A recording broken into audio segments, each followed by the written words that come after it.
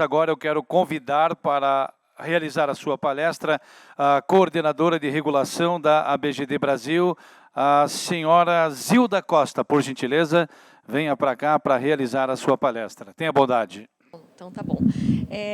Eu estava brincando ali com a minha amiga que o meu nome é Z, né?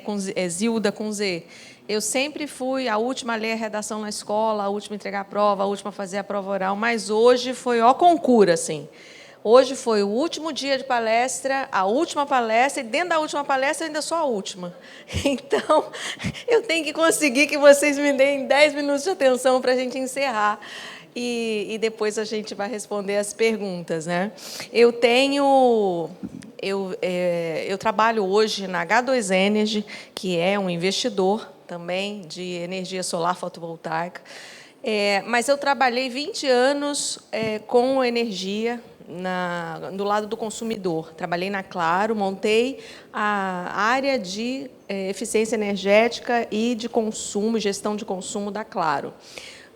Tive na resolução 482, na implantação, na 687 também, e a 687 foi que viabilizou empresas que não têm telhado solar, como a gente chamava antigamente, né? A 687 veio trazer a autoprodução remota. Então, isso é que cresceu a quantidade de sistemas. Hoje nós temos 87 milhões de consumidores e, graças à 687, que trouxe o autossistema remoto, a gente tem 600 mil instalações, 600 mil sistemas conectados.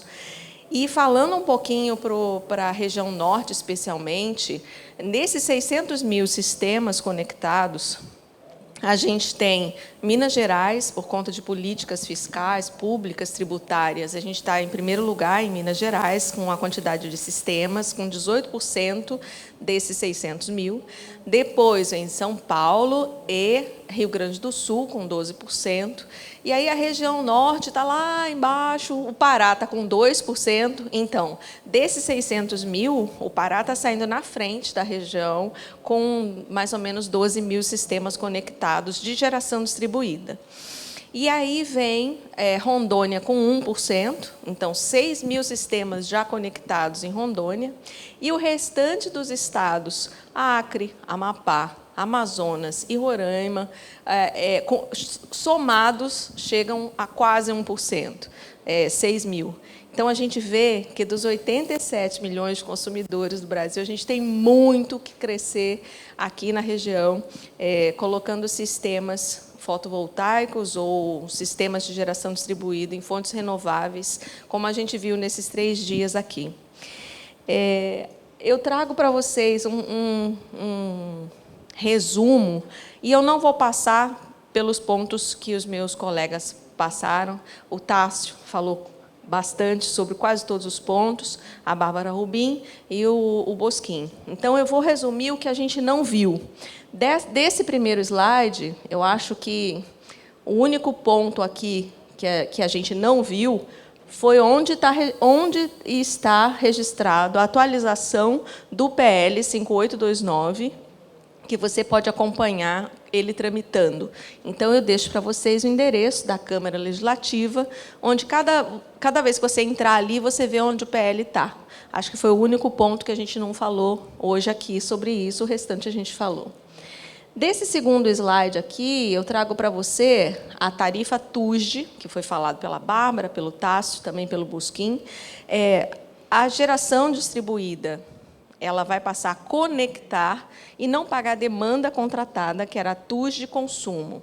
Vai passar a TUSD-G, pagar a TUSD-G para os sistemas que já estão conectados. Assim que tiver a revisão tarifária de cada distribuidora, também vão ser beneficiados, mesmo que já estejam conectados, vão deixar de pagar a demanda, pagar a TUSD-G. Mas, para os novos, eles já vão diretamente conectar em TUSD-G, que é mais ou menos 1/3 do valor da demanda atual. E onde que a gente encontra isso? Segue aqui para vocês uma tabela, o endereço da tabela está ali.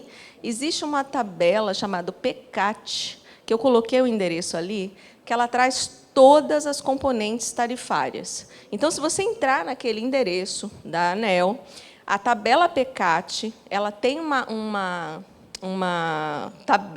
planilha em Excel que você baixa e você tira todas as componentes. Aí você pergunta, quanto que é o fio B da minha distribuidora? E qual é o percentual do fio A? Quanto é a tarifa do sistema de fiscalização? Quanto é o P&D? Então, aqueles percentuais que mudam, aqui, conforme eu coloquei na tabela, estão nessa tabela PECAT. Eu deixo o endereço aqui para vocês. O substitutivo que a gente está tratando é o substitutivo 8, que foi aprovado. O endereço dele também segue aqui para vocês. Essa tabela já foi mostrada pelo Tássio. É a tabela que vai ser rateado, né, esse percentual de participação do pagamento das tarifas, das novas componentes tarifárias. Essa tabela só entra para geração junto à carga, geração compartilhada, EMUC, autoconsumo de até 500 kW e fontes despacháveis de qualquer modalidade. Aí vem o autoconsumo remoto.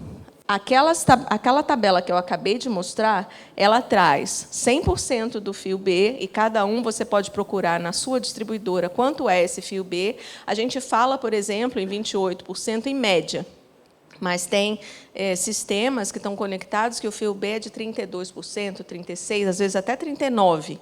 Eu vou mostrar para vocês. Eu fiz um resumo que eu... Conforme fosse aqui a estruturação da palestra, né, a gente não tinha ideia que seríamos nós 4 ao mesmo tempo. A gente veio, cada um veio falar, o Bosquim veio do Rio Grande do Sul, acho que Bárbara veio de São Paulo também, eu também, né? Tássio veio de Bahia, e nós não nos falamos. Então, como cada um não sabia o que o outro ia mostrar, a gente acabou trazendo muita coisa repetida. Mas do trabalho que eu fiz, do quadro resumo que vai ficar para vocês, eu acho que a única coisa que a gente não falou hoje foi do valor da garantia, 2,5% para sistemas. Deixa eu achar aqui onde está. Acho que está no próximo. De todos esses quadros, né, a única coisa que eu acho que a gente não falou aqui foi a garantia de fiel cumprimento, que potências de 500 até 1 mega pagarão 2,5% do investimento e potências acima de 1 mega e 1 mega, inclusive, 5% do investimento. O que quer dizer isso? Existia muito preocupação da distribuidora que as pessoas colocassem solicitação de investimento e não fizessem efetivamente o investimento. Com isso aqui, ele coloca uma restrição que a pessoa que quer fazer o investimento, ela tenha que pagar essa garantia e depois essa garantia é devolvida. Acaba diminuindo um pouco o mercado de venda de parecer de acesso, porque você tem a preocupação de que quem vai fazer o CAPEX tenha que depositar 5% do seu investimento, e, se não recuperar, se desistir do projeto em até 90 dias, recebe esse dinheiro de volta. Mas, se desistir depois, no 91º dia, não recebe esse dinheiro de volta. Então, o que acontece é que o mercado de parecer de acesso ele vai ficar um pouco mais restrito. Só quem colocar a solicitação de investimento é quem realmente tem o dinheiro para fazer a garantia e quem efetivamente quer efetuar o projeto, né? Aqui é a tabela PECAT que eu mostrei para vocês, e aí eu não estou enxergando muito bem. Se eu falar algum dado errado aqui, vocês me perdoem, mas a tabela ficou o endereço ali para você pegar, né? Eu coloquei ali até uma pergunta, viável ou inviável, porque a gente começa a fazer o cálculo. Quanto é o fio B? Por exemplo, o primeiro ali eu acho que é Enel Rio de Janeiro.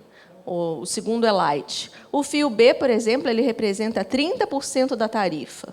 Depois, a TUS de fio A, 40%, 4% da tarifa. Depois, o P&D, 4,20%, 0,5% da tarifa. No final, acaba sendo que a tarifa que a gente vai pagar é 35% do fio B. O total de tarifa é 35%, e não aquela média 28% que a gente estava falando. E aí vocês podem ver que, quando a gente chega, por exemplo, na Bahia, ou a Energisa Mato Grosso do Sul, esse valor fica cerca de 40% a 41%. E aí a gente pensa assim, por que o norte de Minas Gerais ele tem uma concentração de investimentos? Primeiro, pelo incentivo fiscal do CMS, né, que Minas Gerais saiu na frente, e depois pela radiação solar. E aí você pensa, se é o norte de Minas Gerais, por que não podia ser o sul da Bahia? Não pode ser o sul da Bahia porque não tem os incentivos fiscais, apesar de ter a irradiação. Então, uma das nossas missões, né, é trabalhar para que os incentivos sejam feitos nos estados, para que novas Minas Gerais surjam por aí, principalmente também na região norte, que tem a irradiação dentro dos parâmetros para ter uma TIR razoável, mas não tem um incentivo fiscal. O trabalho da BGD, em todos os seus colaboradores, é trabalhar para que esse PL seja aprovado, de modo que a regulação para quem faz um investimento traga um conforto, né? Hoje a gente fala que o investidor ele faz um investimento de 25 anos, recupera um ativo que dura 25 anos de geração de energia, recupera o seu investimento em 7, 8, mas ele não tem certeza se, durante esses 7 ou 8 anos que ele ainda nem recuperou o investimento, se ele vai ter os seus direitos preservados, porque a gente não tinha um projeto de lei, uma lei que garantisse esse investimento. Então, a gente está lutando por esse projeto de lei justamente por isso, para preservar quem já conectou e para dar um norte para os novos investidores. Muito boa sorte para todo mundo e eu me coloco à disposição. Nosso muito obrigado. A coordenadora de regulação da ABGD Brasil, a Zilda Costa, que palestrou neste exato momento com a gente aqui.